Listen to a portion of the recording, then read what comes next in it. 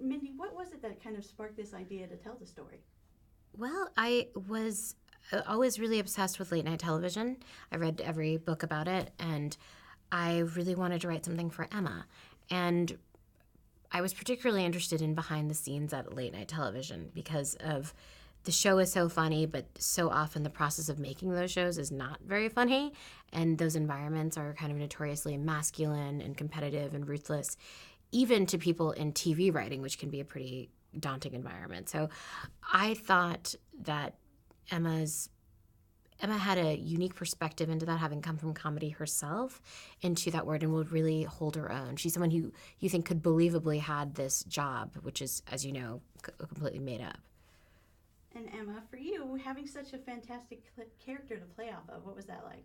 Oh, it was bliss. It was actually bliss, because I was on set all the time.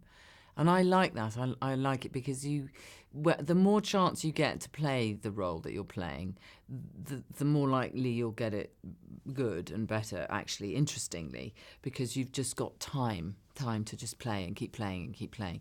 And because all the people I was playing with were so fantastic, it was a really deeply creative set, because we had 25 days to make it in, So we were filming this in this white heat of creative passion, and I really did experience it like that with great joy. Now, it's really hard to break into the entertainment industry, and you both have done it as actresses and as writers. What obstacles do you feel that you had to overcome to get to where you are today? Well, I think it's a lot of an issue of representation for both of us. When we started our careers, there were not a lot of people to look up to who had that job. So it's really projecting your own hopes and dreams on something that you have no control over.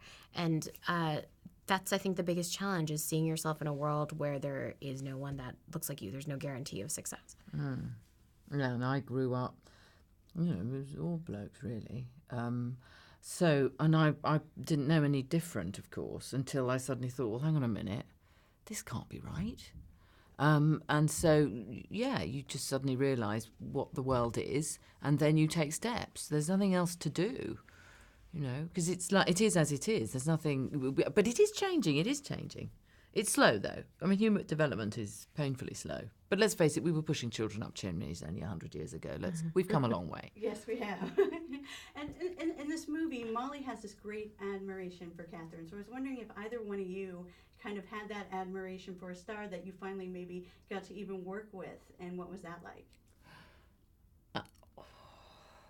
Well, my deep sort of dream come true was working with Mike Nichols, 3 times, and just this icon of inconsolable satiric comedy and irony, bliss, For me, besides working with Emma, which is massive for me, I think, God, who was it?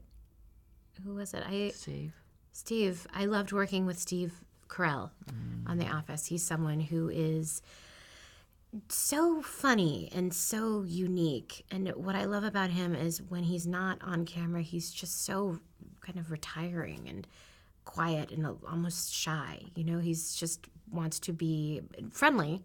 But I really like that, and there's something very writerly about him.